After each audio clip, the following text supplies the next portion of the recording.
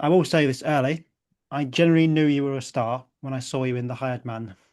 That That was like the was a moment. good show.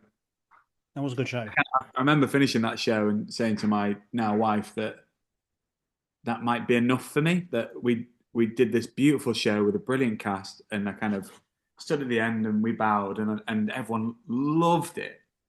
And I just remember thinking maybe that's all I needed from it. Do you know what I mean? It was just Yeah, lovely. Yeah, wonderful show. So so good. good. But yeah, let's get into this little chat. Yeah, great. I'll introduce you. Obviously, David Hunter, icon, West End leading man, songwriter. You're a bit of everything, aren't you, to be fair. Yeah, jack of all trades. But Beautiful Little Fool, which is opening kind of next week at Southwark Playhouse. What can you tell me about the show and the role, please? So it's the story of F. Scott Fitzgerald and his wife Zelda Fitzgerald, as told through the eyes of Scottie Fitzgerald, who F. Scott very humbly named after himself. But Yeah. we meet her in the family archives, effectively, these very famous parents of hers, and we kind of discover through her eyes how she's dealing with the fallout of their lives and how it's affected her. It's fascinating, really interesting, and we've just kind of started tech rehearsals this week. So we're now on the set, which is beautiful, beautifully lit, beautifully designed. It all looks fantastic. So we're suddenly now very much in the world, having sort of imagined it for a long time, Yeah. and it's really exciting. So yeah, we're looking forward to having an audience. Is the next step, I suppose. So that's the exciting bit. Of course. What kind of first drew you to want to be part of this show? Two things: the music and the director. So I was very lucky, really. Just at a point where they were asking me about it, they were releasing a concept album of most of the songs Yeah. that Hannah, the songwriter, had Hannah Corneau had written, and then created this concept album with brilliant people, including Jessie Mueller, who's the original Jenna in Waitress. So I was instantly drawn to it because I'm such a Waitress fan. Um, and so I listen to music, and it's brilliant. It's just the sort of music that I like to listen to as a listener. Not even as a musical theatre person, just as music I would have on in my house. Yeah. It's fresh and it's interesting and it's very contemporary and it's very different from anything else I've heard. So I was instantly piqued my interest, as it were. And then I found out that it was being directed by Michael Greif, who'd directed the original production of Rent, which I was like, I Insane. mean, that's crazy to me to work with someone of that caliber and with that experience. And then he's gone on, he directed Evan Hansen, and more recently The Notebook and Hell's Kitchen that were on Broadway and haven't yet come over here and perhaps will. But I wanted to see him in action. I wanted to know how he works and how you get to be Michael Greif, and it's been fascinating to watch. So yeah, the music and the director and both of things remain really exciting parts of it all for me. And how does it work? Obviously, you say it comes through the daughter's eyes. How does that concept work for you in the room? It's been really interesting. It's just a great angle for it, I think, because you put her at the heart of it, and it then, as I say, it puts the focus on the fallout of these people's actions and decisions, and it paints them in a different way. And there's a lot of discussion about the source of F. Scott's material and how much came from Zelda, how much from him, and their relationship was so. I mean, they've been kind of described as like the rock stars of their day, sort of Yeah. early 1900s rock stars. And then, as I say, the fallout of that for their daughter, who lived through that as well. And I don't think I need to say spoiler alert about two historical figures from the 1900s, but Yeah. they deal with their deaths and all those things and how that came around. And they burnt fast and bright and burnt out quick, and she had to deal with that as well. And it's fascinating. And we've got brilliant Lauren Ward, who again she was original Miss Honey on Yeah. Broadway and in the West End and in Evan Hansen as well. And so has worked with Michael before. But she's just a brilliant actor, and so the second she walks out, you're just engaged with her, and she talks to you. As an audience member, she brings you into this world and shows you round effectively, and the audience gets to be very much a part of it. And it's so exciting being in Southwark Playhouse. We're so on top of the audience. I mean, Yeah. we can sit on their knees. I mean, we're not going to. It's no, Well, anyone who dreads audience participation, you won't have to put up with us.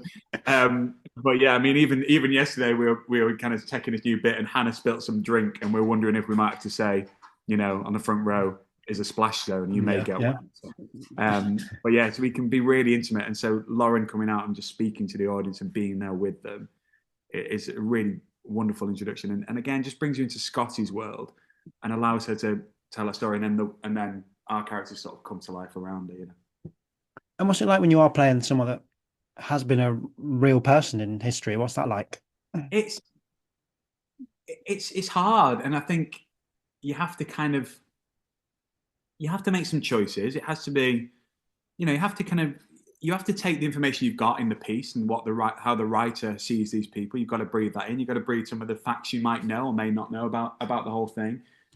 And then I think you've got to trust yourself as well and go, I'm gonna bring some of me to this person, because obviously, unlike with other characters you might play that are completely fictional, I think you do feel like you can give a healthy dollop of yourself to them because they are up for grabs. Whereas with real life characters, there is a feeling of, I don't know if I'm very like F. Scott Fitzgerald. I have no idea. Do you know what I mean? If we met bar, would we have got on? Who knows?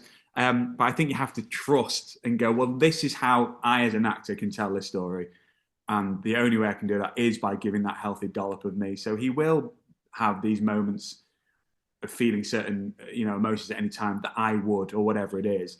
And you I think you put all that together in a big soup, and you hopefully end up with a really rounded, interesting character. And I think what we tried to do here, because I think it would be very easy to paint any of them in quite broad brushstrokes and say, well, he's the baddie. As we know in life, none of us are perfect. Some of us make mistakes, some bigger mistakes than others, and believe me, he made some. And he's also a product of his time and the way that relationships work then, and the way that males and females work then, and some of the twists and turns along the story, which just simply would not and should not happen now, happened then. Is that a reflection of him and his character all the time, and how and what it was in that period of time? So it's an interesting exploration, and I think all you can do is go along on the ride, breathe in the script, and almost know it's a real life character, but also just enjoy discovering the script as you would any character, and go, what is he on the page? If it was any other character, how would I approach it? And I think there's a mix of those two things, I think. And do you do like a deep dive into his kind of world? Do you read the books? Do you kind of do that, or you just let the script do the talking? I would have liked to, but in truth, I didn't have enough time. So I blame my children. But no, I did some reading. I think in another world, and I know Lauren, for example, who's playing Scottie, has been attached to this for a long, long time, as has Hannah, obviously, because she wrote all the music. So they have had the time, and I mean, for Hannah, years to sort of delve into this stuff. So I'm using them as a bit of a treasure trove, really, and kind of, and also trusting their opinion and kind of saying, you let me know if anything pings out where you go, this doesn't feel right or whatever.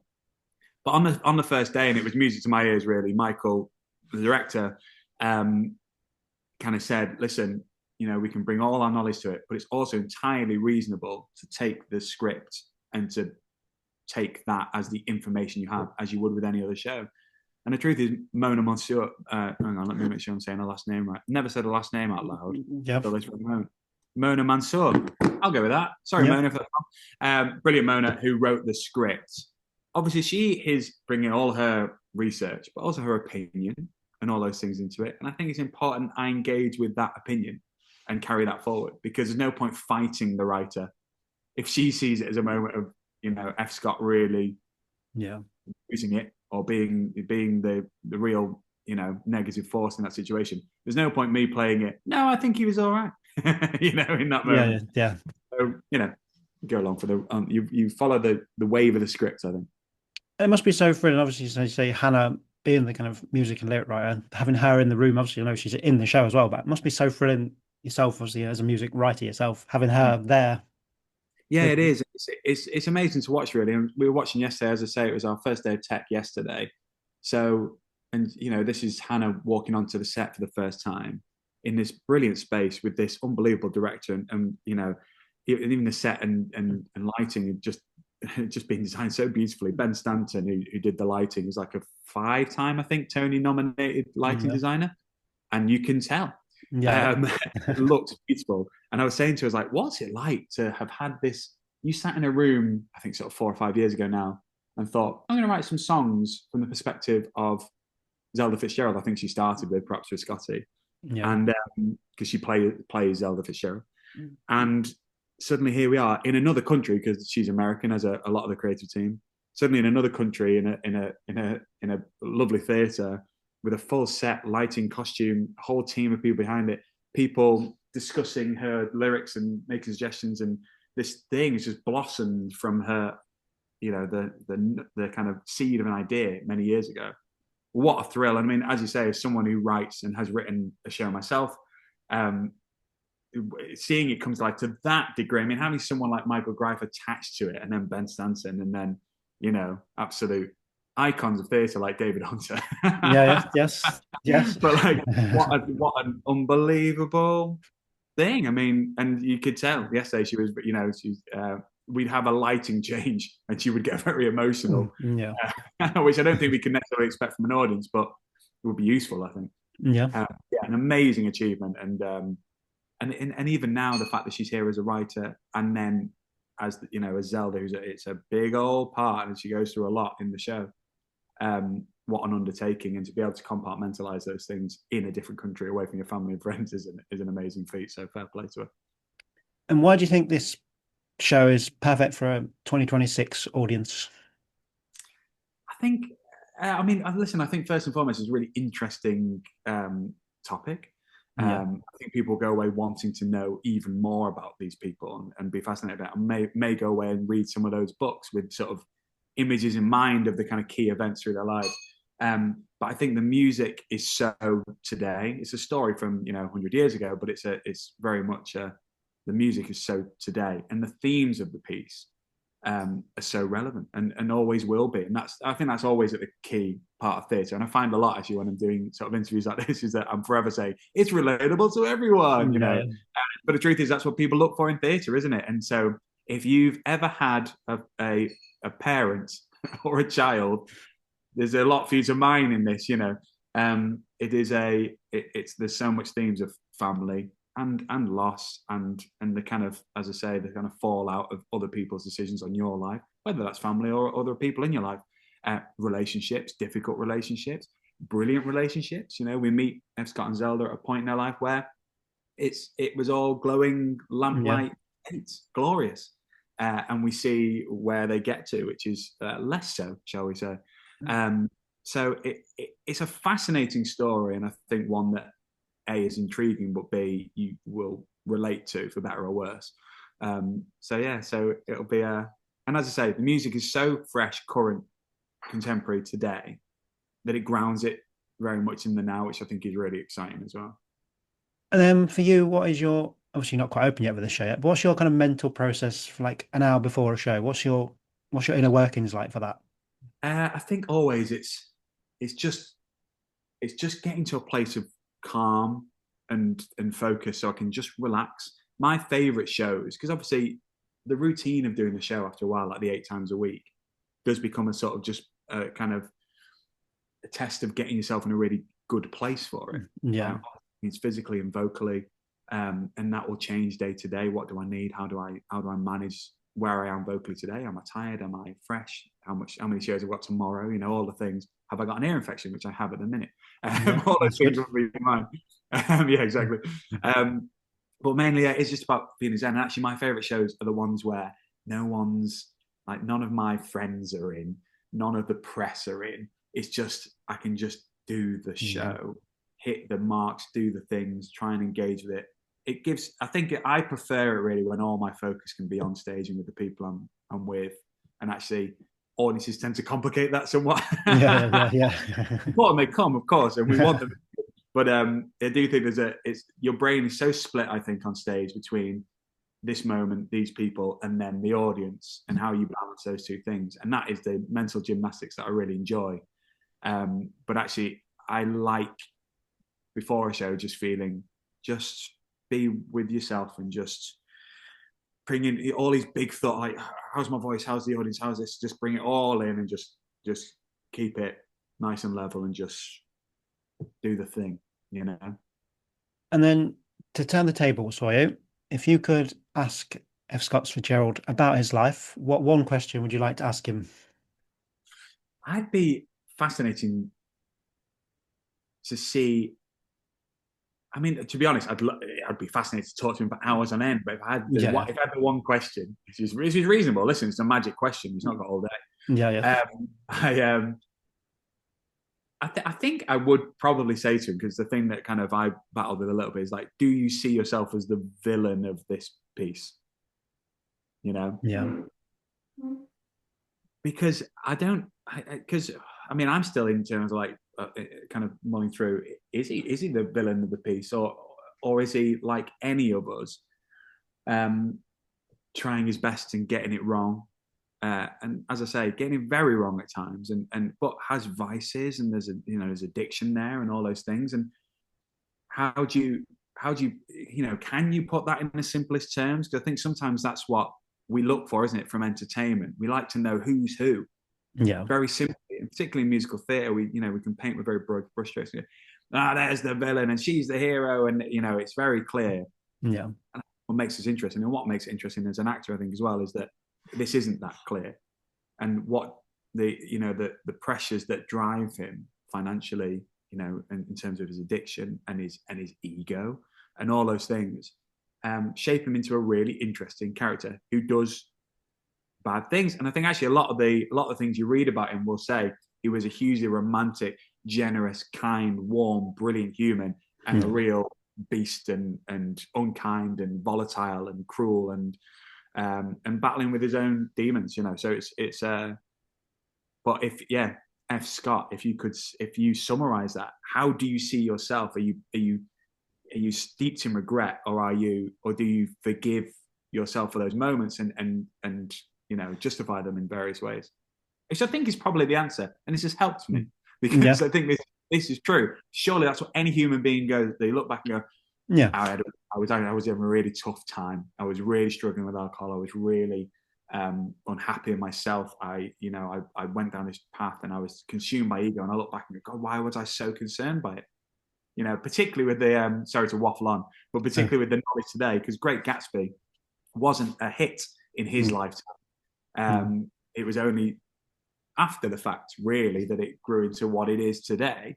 And so, knowing that, would he look back and go, I spent all that time worrying, and my legacy was always secured, or whatever he was, saying, like, does legacy matter one bit at all? Is it actually more about, do you feel like you let your daughter down or whatever? It's interesting stuff. Good. I'm even more keen to do this show now. yeah. Good. You can be as the first person I've ever asked this question to. So if it's a terrible question, you can tell me. It will never make the cut, and we'll never know.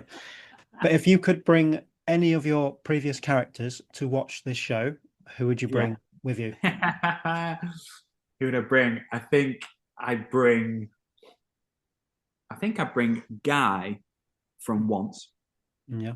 Because there's a man who sort of feels stuck and is aching for success. And here's a guy in F. Scott Fitzgerald who witnesses huge meteoric rise to fame and stardom and success in a heartbeat.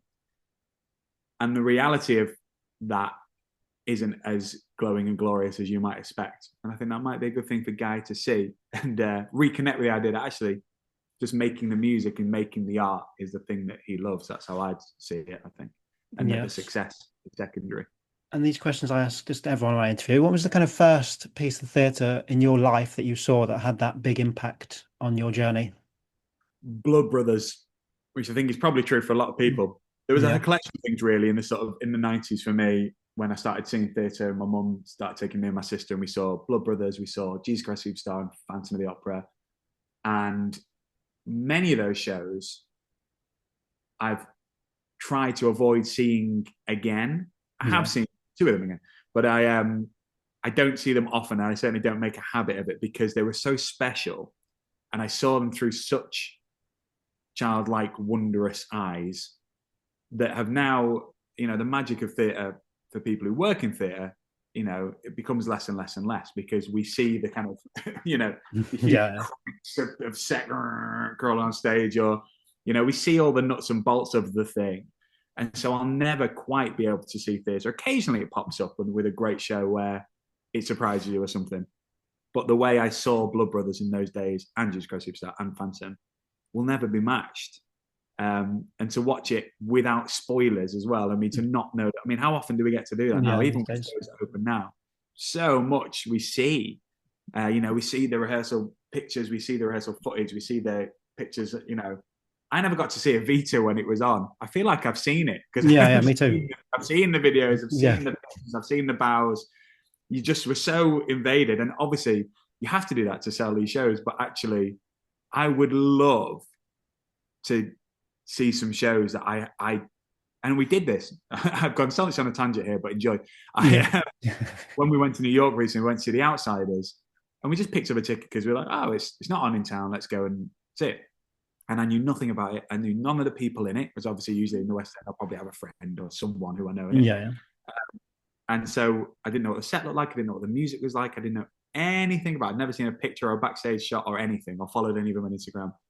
And there we were. And it was, so the whole thing was wonderful. And I'm thinking the same thing now about Beautiful Little Fool. I was there yesterday on Thursday Tech, and I was filming bits of the set because it looks gorgeous. And part of me thinks I should post this to get people to come. But part of me thinks I shouldn't post this so that people can just go, wow, when they first see it. And I think there's something about that. And that's how I saw those shows in the 90s that I'll never get back. And so I kind of don't want to see them again and realize that they weren't quite as magic as they appeared. You know, they still are magic. And I think Blood Brothers in particular, any kid going to see that as their first image of theatre, especially a little northern kid like me, I think must have been blown away. It's so brilliant. It's so funny in the first half. It's so tragic in the second half. It's brilliant. It's brilliant. Yes. On the flip side, because I've not really listened to the concept album, because I like that. I like to go in blind because you don't necessarily sometimes want to know the music, do you? Like sometimes it's nice to fresh 100%. eyes. Yeah, and that's the thing. It is that weird give and take of we have to advertise the show because no one knows it's happening. Yeah. You've got to try and flood, you know, socials with it, and a lot of the tools you have is, well, we can play some music, we can show the set, we can show the people in the show, whatever. But actually, the best way to see a show really is just to rock up and see what it does for you, you know, whether that's good or bad or indifferent. You know, it's that's the most exciting. And also you get the impact of the set then. Yeah. And like, you know, like Paddington's a great example now. Like I feel like I missed the boat with Paddington because I wish I'd seen it on that first day. Yeah, me too, yeah. Yeah, those pictures of people seeing Paddington the first time, I was like, you know, and I still think I'm kind of keen to take my kids because they won't have engaged with those things on Instagram and stuff. So when Paddington walks out, it will be the first time they'll be amazed by that, I'm sure, as will I in different ways. But I have seen it, and I kind of wish I hadn't. You know what I mean? Yeah. So I don't know how you balance that really, but certainly I think of the shows I want to see, I need to try and go a bit earlier and just. If you go, go see it. My friend of mine, Tracy, sees everything on opening night. And I'm like, she's nailed it. So she gets in there quick. She gets an opinion on everything. She knows exactly. She's but she's also minted. So that's the best way. She does it. And then for you, again, another question I ask musical theatre performers. If you could have like your 3 desert island musical theatre soundtracks, what would they be? They'd probably be things I've been in because they feel so full of nostalgia for me and things. But even if I'd not been in this, Once would be in there because Once was the first CD I had in my first ever car when it was a movie, way before it was a musical. So that's absolutely it, and I love it. Then I would put Waitress in because I loved it on first listen, but I obviously love it in all new ways now. So full of memories for me, which is brilliant.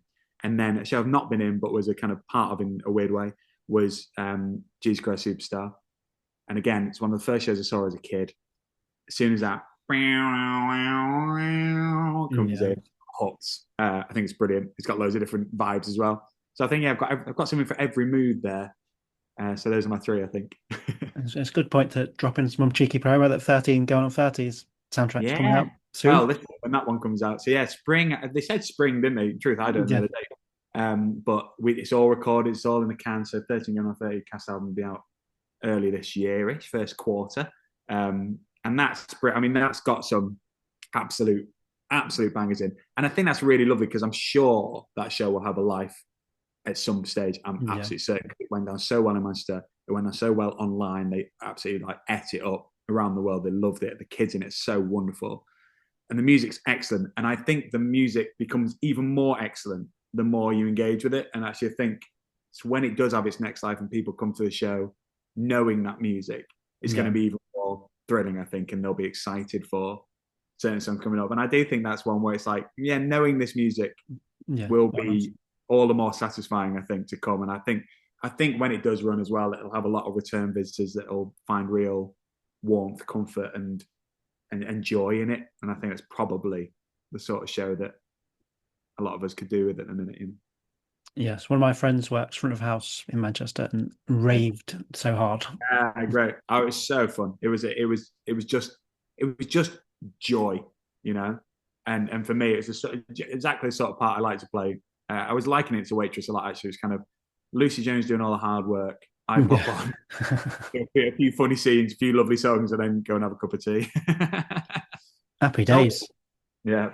And to wrap this chat up, simply go for the big sale. Why should anyone who hasn't already booked to see Beautiful Little Fool? Come and see a brand new musical with an absolutely stellar creative team and cast. It's your chance to see it up close and personal before it continues to have a life, which I'm sure it will here in the States. But yeah, to see it in this close quarters and see the work of these people, as I say, Lauren and Hannah, and I hope myself, Amy and David, Jasmine if she's on, all these brilliant performers in this really intimate space.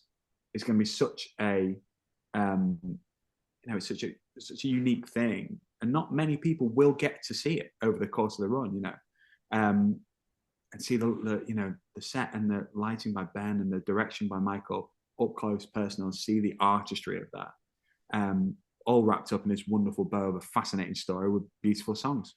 What more do you want? And listen, to this other playhouse, it's not even that expensive. Like you're not losing 100 quid here. Come on down, see what you think. Be the person who saw Paddington first and have an opinion. You know, it's exciting.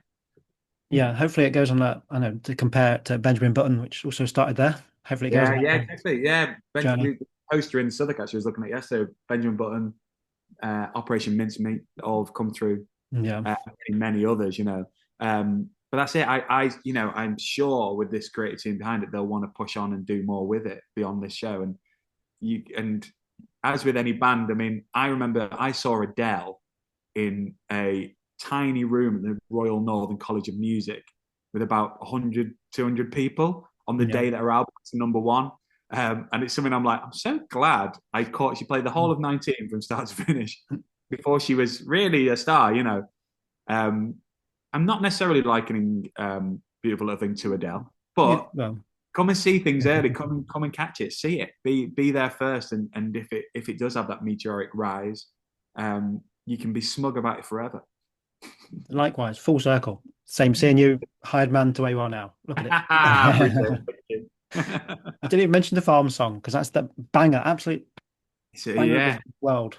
I'm just so glad that all got into the world actually because it is it's such a joyful little track, and I almost didn't release it, and I just thought just go on, throw it out, and it resonated with people, and I think it's become a special track to some people, and so it's a special track for me. You know, it's I need to do more, but time, you know. Yeah, time's hard. Well, David, I feel like I've kept you for far too long of your morning. That's great. Thank you so much. Just leaves me to say, Beautiful Little Fool opens on the 15th of January and runs to the 28th of February, and hopefully, as you say, beyond that.